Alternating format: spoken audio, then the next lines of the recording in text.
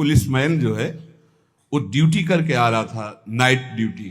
तो रास्ते में एक नवयुवती मिली, तो उसने कहा कि मैं रास्ता भूल गई हूं और आज आप अपने घर ले चलो। उसका ब्याह हुआ नहीं था, पवित्र भाव से वो घर ले गया। जब घर में ले गया तो फिर उसका पवित्र भाव हो गया उस युवती का। वो तो घर ही था। सुबह निकल गई साथ, बड़ा खुश हुआ कि यार। दूसरे दिन फिर वहीं मिली, तो उसने कहा आज तो घर नहीं भटकी होगी। बोले नहीं, कल से हमारी आपकी मित्रता होगी, हम रोज आपको यहीं मिला करेंगे। अब वो मानसिक शक्ति से युक्त वो पुलिस में, और वो प्रेतयोनि को प्राप्त, जिसे चुड़ैल कहते, ऐसी वो।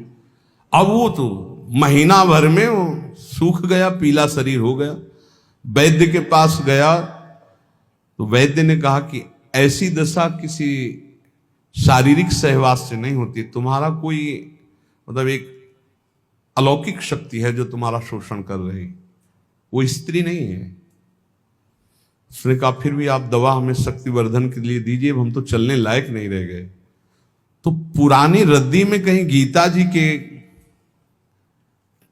कोई परिचय में श्लोक जैसे लिखे तो पुराने उसमें गीता जी के श्लोक, उसमें उसने पुड़िया बना के वो पुड़िया ऐसे डाल ली, और उसने जाके गुस्सा में दरवाजा बंद कर लिया कि आज से हम मिलेंगे ही नहीं, हमारा तो जीवन ही बर्बाद हो गया। तो देखा पार्श्व में बैठी, उसके होश उड़ गए। उसने कहा कि आप कौन हो, कहां से आई हो?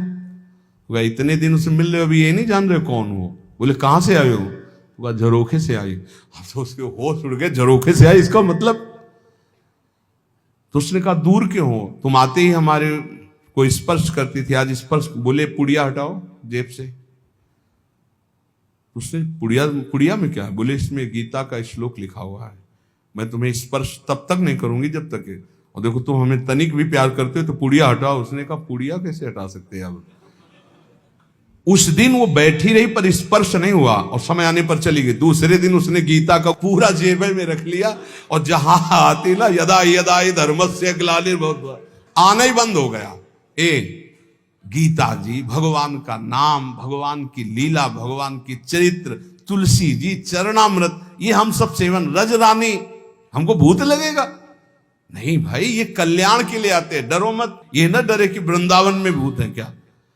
क्या जानते हो आप? भगवत चरित्र पढ़ के देखो, जो ब्रज के भक्तों के चरित्र कैसे मिलते हैं, चरित्र जिनमें ऐसा। तो संतों से अपना कल्याण करने आते हैं, डरना नहीं। कभी कोई प्रेत आत्मा मंत्र लिए हुए और नाम जापक कंठी बांधे वाले को स्पर्श नहीं कर सकती। वायु और अग्नि, इस तत्व का उनके अंदर विशेष प्रवेश रहता है, और आकाश तत्व, उनमें जल और पृथ्वी तत्व का। इसलिए जैसे देवता कोई रूप धारण कर सकता है, अंतर ध्यान कर सकता है, ऐसी उनमें शक्ति होती है, पर वो किसी को स्पर्श नहीं कर सकते। वो स्पर्श उसी को करते हैं जो बिल्कुल उनकी कैटेगरी के होते हैं। वैसे ही पापाचरण करने वाले, वैसे ही अब उनको पानी तो मिलेगा नहीं, तो किसी के ऊपर आवेश करके वो ऐसे पानी आदि पीने के लिए, या उसको ऐसे थोड़ी होते कि भगत के ऊपर भूत आ जाए। कभी आज सुना है आपने? कंठी बांधे, तिलक लगाए, नाम जापक, कभी कहीं सुना है?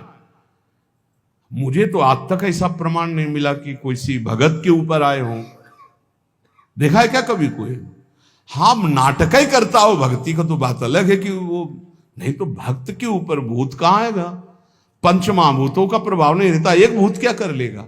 इसलिए नाम जो, डरना मत। तो या करे समस्त भूतों के प्रति अपने समान बर्ताव करता हो। भूत से नहीं मतलब प्राणियों से मतलब, सब भूत ही है जो भजन न करे।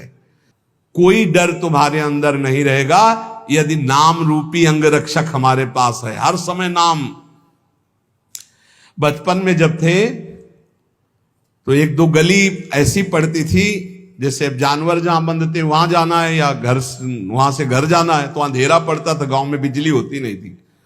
तो जैसे माता जी से कहते थे बहुत डर लगता है, तो कहती बच्चा जय हनुमान जय हनुमान जय हनुमान कहा करो, डर नहीं लगेगा। तो उस समय बचपन में संस्कार डाले गए थे कि जब गली में पहुंचते अंधेरे में कोई भूत वूत ना हो, तो वह आंख बिल्कुल सीधी करके जय हनुमान जय हनुमान जय हनुमान जय हनुमान दौड़ के गली अंधेरे के निकल जाते थे। वही संस्कार गंगा किनारे भी काम किए कि जीव सब जहां भय लगता तो वहां जोर से भगवान नाम जब कीर्तन शुरू हो जाता। कभी ऐसा नहीं कि कभी दिखे नहीं, ऐसा नहीं दिखे हैं, पर कभी भय का माहौल नहीं आया। भगवान नाम बहुत बड़ा अंगरक्षक है। नाम पहारू दिवस निश, ये बात ध्यान रख, हर समय नाम जप करो, कोई भय नहीं। और भय है, अगर नाम जप नहीं किए तो भय ही भय है, और नाम जप चल रहा तो कोई भय नहीं। ये पक्का समझना, कभी कोई प्रेत आत्मा किसी भी भजन करने वाले का स्पर्श नहीं कर सकती, इतनी बड़ी ताकत नहीं। तो आपके गले में कंठी बंधी है, इसलिए कहते तुलसी जी की कंठी रखो। नाम जप चल रहा है, कभी कोई ब्रह्म राक्षस भूत प्रेत पिशाच अग्नि बैताल काल मारीमर कोई भी नहीं स्पर्श कर सकता। जिते विनायक शुभ अशुभ, विघ्न करे नहीं कोई।